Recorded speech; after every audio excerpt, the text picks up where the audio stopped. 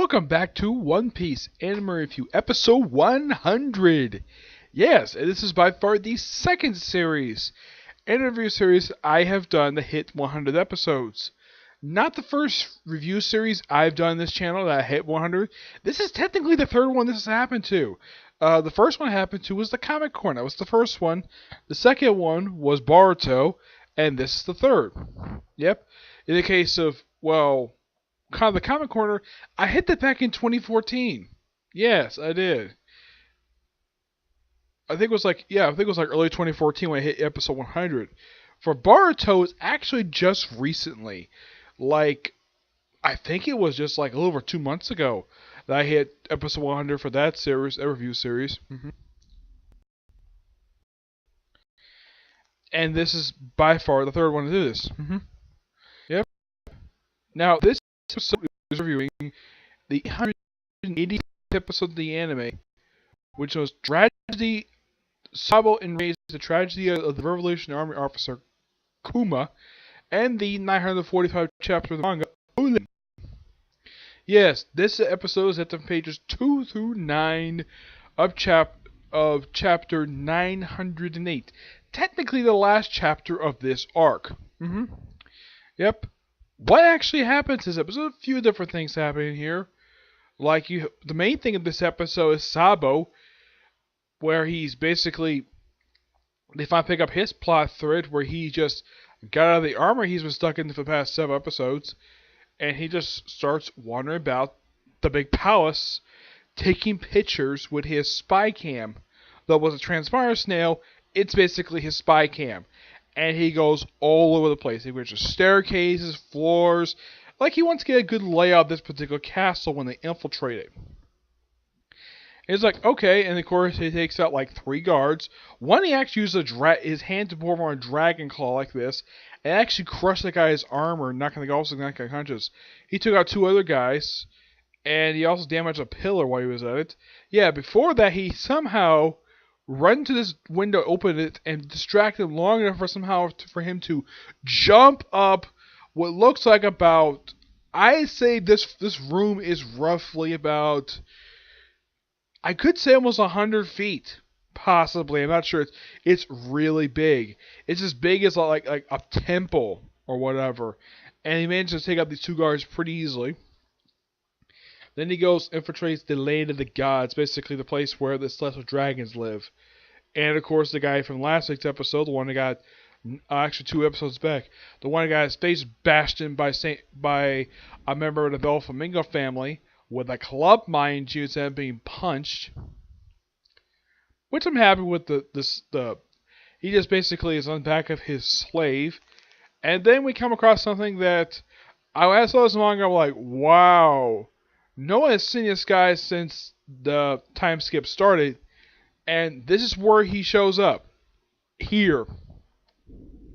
Okay, and Sabo sees this. We also see an old lady who happens to be the queen of this country, and she later turns out to be Jewelry Bounty. Yes, a woman who's not been seen in a long time in the series. I think this was her first post-time skip. I think she appeared 1 other time before this, and that's it. I mean, her first appearance was actually in the arc, in the Sabo Odi arc, which is basically one of the 5 arcs that actually led into the time skip.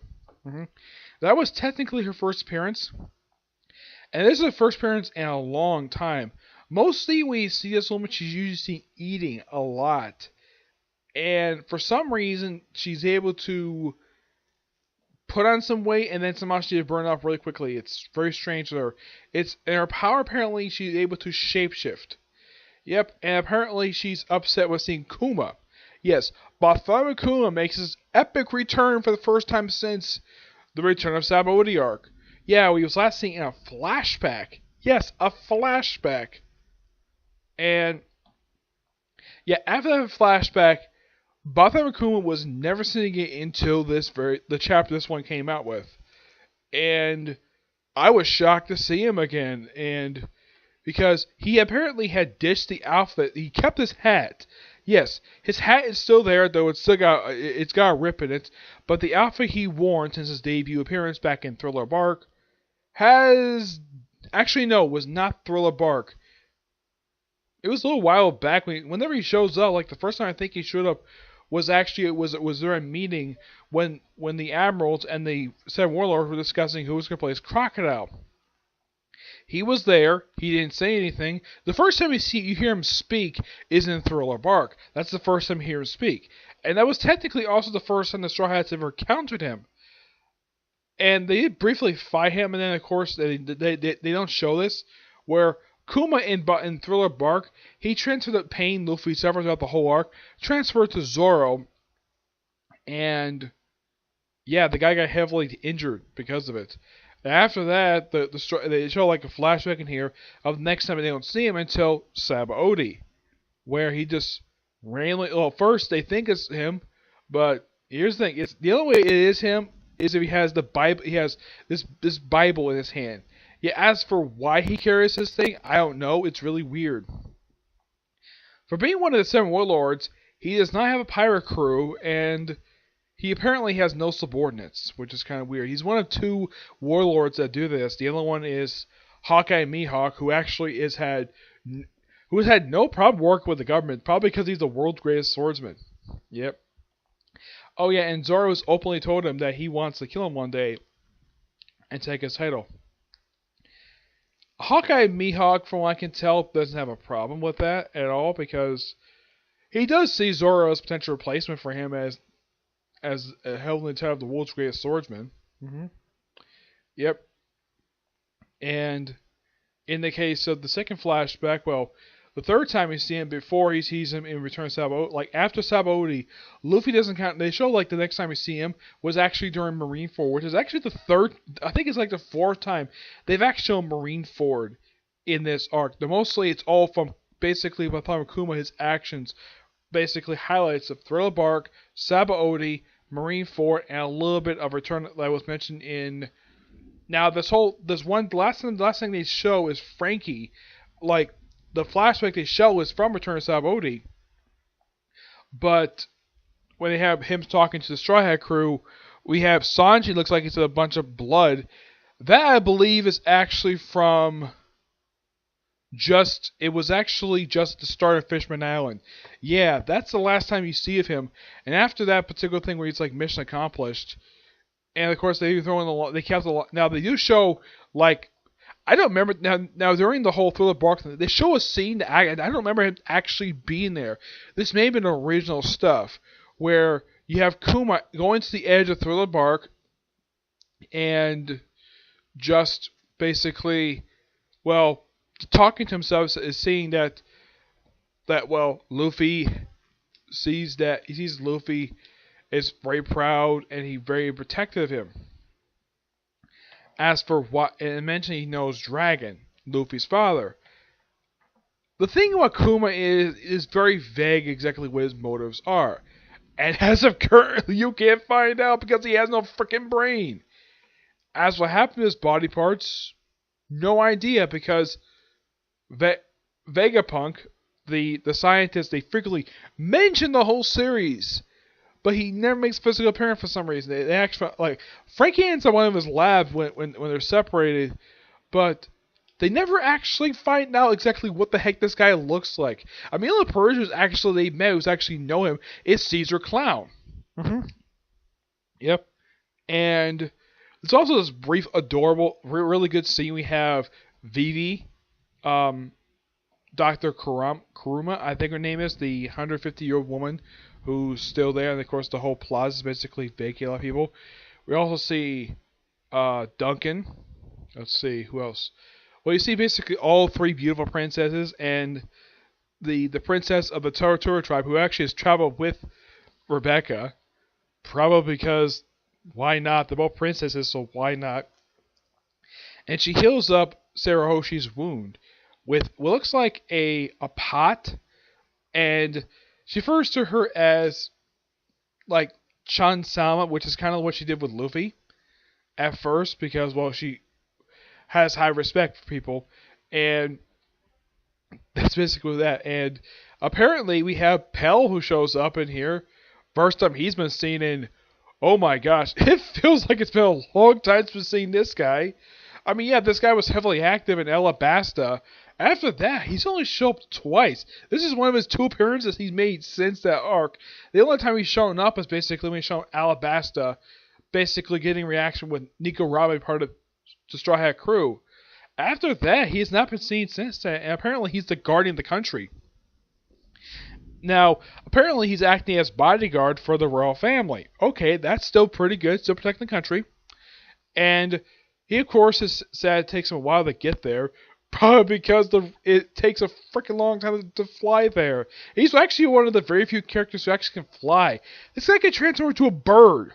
Yes, he transformed into a giant bird. And he's an awesome character. This guy picked up a little cannon from a clock tower, which was loaded with a freaking bomb, and had basically he apparently sacrificed himself in order to save the capital city, even though he found to be alive well anyways. I mean, that's what awesome is. He's basically willing to put his life on the line for people for his own country. He's that awesome of a guy. And of course they mentioned later on the whole thing with CP0, the Navy, the fact that Dust Dragons control them. And Sabo, who sees Kuma as a rented slave, he basically wants to go. He's basically fired up his fist. He really wants to go beat the crap out of the Celestial Dragons so badly. And then the Crow guy shows up, takes him, and the guy who apparently the guy is gay. I don't remember the guy's name. He's one of the revolutionary generals. He basically uses a hand just to grab him and drag him underground. And they had this sort of meeting there. And of course, he does let his frustrations out on the underground itself, which doesn't affect anything. And they tease something, and as far as I know, here's the thing about this. The plot of them trying to take on the Celestial Dragon, that's put on hold. Yeah, because, well, Oda decided to tell Wano. Though the only thing he told outside of Wano has been like 2 things. One is Kaido's fight with Big Mom outside of Wano. The other being like what's happened in Hawkeye Mihawk's home when they found out that Gecko Moria is alive. Yeah, that's basically it for that. But yeah, this technically is the last chapter, but now last I heard, Wano arc is supposed to start up next month. So with next week's episode going to finish up this particular chapter, I'm kind of like, what are they going to do for 2 weeks? They're probably going to have a filler episode getting me out. That would be something.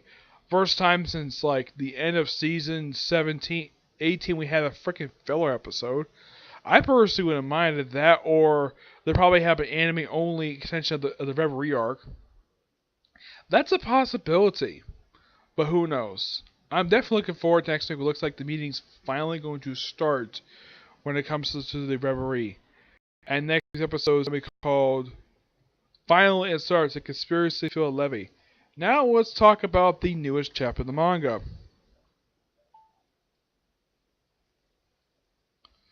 Chapter number 945. And there's I'm talking about the ending of this thing. Okay. You have, no cover image this time, just basically the cover weekly showing jump of Luffy in the frog costume, and then of course them teasing the film One Piece Stampede, which I'm looking forward to seeing this one when it's released dub. And I appreciate this image. Basically, you see Boa Hancock on the cover, with Luffy fighting alongside with Sabo, and I think this is supposed to be... I'm not sure who this character is supposed to be, but you also have... trying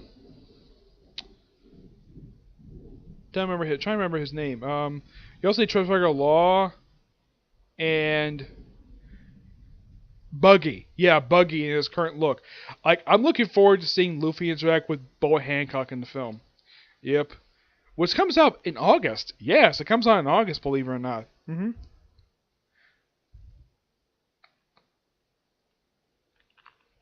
August 9th, which is relatively 2 months away. I'm looking forward to seeing this. Hopefully the dub comes out before. Hopefully we wait too long for the dub. Alright, let's talk about this newest chapter. Chapter starts off basically with a brawl with Zoro and Sanji, basically, by the way, of course, Zoro's taking on the Shogun's, like, top samurai. That lasts for a little while. While fighting against a giant dinosaur, basically from X Drake. We have Brook, first time in a few chapters he's shown up, scaring people. And then we cut to Trafalgar Law and Basil Hawkins have a conversation. It's like, and they talk about basically, like, you have to basically, like, he's here for your subordinates. Like, okay, there's one missing. Where's the white bear? Yeah, his navigator. I don't remember his navigator's name. And he's there to try to kill Basil Hawkins. And that's last scene of that. Then you see what looks like that. Well, Zoro, like, Sanji's like heartbroken, like, oh no, Zoro's got a woman. Yeah, it was quite hilarious when a few chapters back when Zoro woke up and you see this woman who is Momoshiki's sister and Otama just lying like between him like a sandwich, like so funny. Yeah. Then of course you have Lord Dog basically just watch everything with Kuma. Then we have Big Mom who showed up at the prison where Luffy is. Somehow she got there. Like, how the heck did she find out what Luffy is? Like, it much looked like Luffy, and of course, the guy who's in charge of the area is like, what the hell is Big Mom doing here? And Luffy does the whole shock look thing. That first time I saw this was when everybody was shocked to see Sarah Hoshi, the Fishman Island arc, outside the frickin' castle. But here's Luffy like, it's Big Mom. Is this a nightmare? And of course, everybody does it too. It's just so hilarious. The last time Luffy saw her, she basically was trying to kill Jinbei in the German 66. As what happened to them, completely unknown. And he's like, oh, Tom, like, I'm here. I smell it's her. And we see Chopper's there too. Somehow they would find this place. Yeah, and somehow he's able to find this prison. And of course, apparently, Big Mom has possibly got back her memories. She's called O-Lin. And then she just basically just punches at the ground, which has, I think she punches at the ground where the prisoners are, not where Luffy is.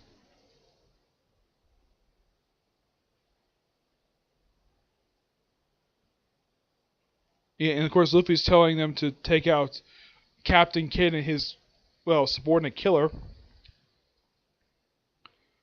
And of course, Yoshiro, Lord Queen. And the thing ends with basically this little tagline like, oh no, Clash, break next week. Oh my gosh. I mean, we just released like 3 freaking chapters. I would have thought we released one more chapter before they do the break, but no, it's like 3 chapters. I'm like, really? Break after 3? Yeah, I thought that was weird. Yeah, but this was a good chapter. Yeah, but Big Mom showed up at the prison. That was a big highlight of the chapter. I'm sure any of my reviews probably puts Big Mom showing up. Yeah, it's quite hilarious, the fact that she showed up there. Those of you probably hearing a little noise, water noise, that's basically, it's raining in my house right now. Yeah, that's basically what's happening. Yep, and let's see, what else?